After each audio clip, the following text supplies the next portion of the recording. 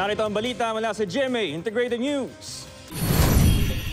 Si dating Supreme Court Associate Justice Andres Reyes Jr. ang mamumuno sa Independent Commission for Infrastructure. Inanunsyo yan ni Pangulong Bongbong Marcos sa press conference ngayong umaga.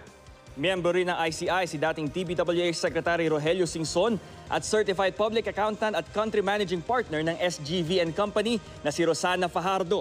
Special Advisor at Investigador ng ICI si Baguio City Mayor Benjamin Magalong. Ayon sa Pangulo, magpupulong ang mga miyembro ng ICI ngayong araw.